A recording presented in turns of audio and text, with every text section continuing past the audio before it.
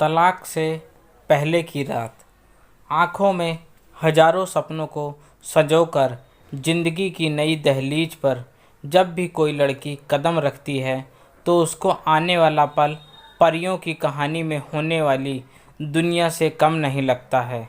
इसी तरह गुंजन भी जब अमर के साथ शादी के पश्चात गृह प्रवेश कर रही थी तो आने वाले जीवन के हसीन सपनों को पलकों में सजाए कुमकुम भरे कदमों से हर कदम अपनी खुशियों की तरफ बढ़ रही थी। वो भी क्यों ना हो, दोनों की सहमति से विवाह हुआ था।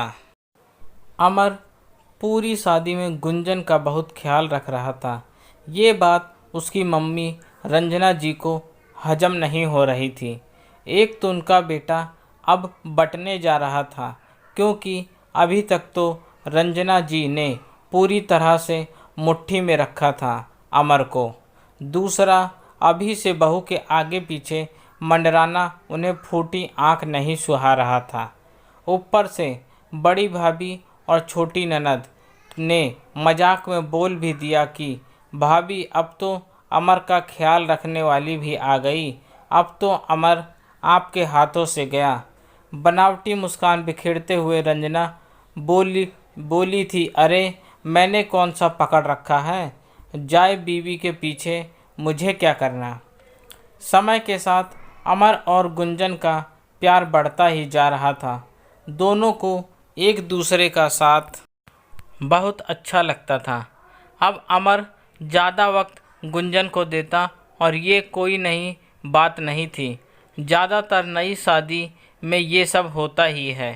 रंजना जी को गुंजन अब खटकने लगी थी और वो उसे अपनी सबसे बड़ी कंपटीटर मानने लगी थी।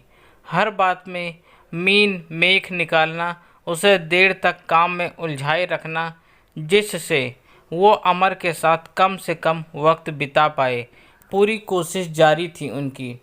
अमर भी अब थोड़ा सुलझने लगा था। बेचारी गुंजन बिना बात के दोनों के बीच पिसने लगी थी।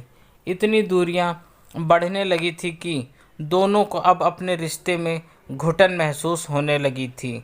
गुंजन को लगता कि अमर को बिल्कुल समझ नहीं आ रहा कि उसकी मम्मी उसके रिश्तों में जानबूझकर दरार डाल रही है।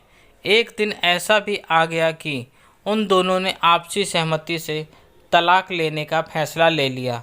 दूसरे दिन सुबह कोर्ट जाकर पेपर साइन करने थे तो वो रात दोनों के लिए बहुत ही कष्टदायक प्रतीत हो रही थी। नींद आंखों से गायब ही हो गई थी। अजीब सी कसम में दोनों खोए हुए थे। गुंजन उठी, अमर से बोली कि सब कुछ भूलकर हम तुम आज एक साथ बैठकर कॉफ़ी पीते हैं, कल क्या होगा वो वक्त के हाथ में छोड़ देते हैं। गुंजन 2 कप कॉफ़ी बनाकर लाई। दोनों बालकनी में झूले पर बैठकर पीने लगे। आज आपस की खामोशी ही बातें कर रही थीं। दोनों के बीच बहुत देर तक किसी ने बात नहीं शुरू किया। झूले पर बैठे बैठे अमर का हाथ गुंजन के हाथ पर चला गया। गुंजन का हाथ मानो बर्फ़ का टुकड़ा सा ठंडा पड़ गया था। अमर एकदम चौंक पड़ा। गुंजन, तुम ठीक तो हो ना? गुंजन चाहकर भी कुछ बोल नहीं पा रही थी। गला इतना भरा था कि आंखों से आंसू अनवरत बह रहे थे। अमर ने उसे पकड़कर गले लगा लिया और दोनों देर तक एक दूसरे के गले लगकर रोते रहे। कुछ कहने सुनने की स्थिति में नहीं थे दोनों भी। दूसरे दिन जब रंजना जी ने सोकर उठी तो उन्होंने देखा कि अमर अपनी अटैची तैयार कर रहा था। अमर, आज तो तुम्हारे कोर्ट जाना था, तुम लोगों का तलाक होने वाला है, तो तुम कहाँ जा रहे हो? मम्मी, मैंने फ़ैसला लिया है कि मैं गुंजन के साथ अलग घर में शिफ्ट होने जा रहा हूँ। मुझे कल रात इस बात का एहसास हुआ कि हमारे रिश्ते में तो कोई कमी थी ही नहीं, तो हम क्यों अलग हो रहे हैं? हम अपने रिश्ते को फिर से जीना चाहते हैं। इसलिए मैं गुंजन को लेकर अलग घर में रहने जा रहा हूँ। रंजना जी के होश उड़ गए कि रातों रात ऐसा क्या हो गया दोनों के बीच जो सारी बात ही पलट गई। जैसी तुम्हारी मर्जी, आगे से कुछ होगा तो मेरे पास लौट कर नहीं आना। मम्मी, ऐसी नौबत ही नहीं आएगी, आप हमारी फिक्र करना छोड़ दें।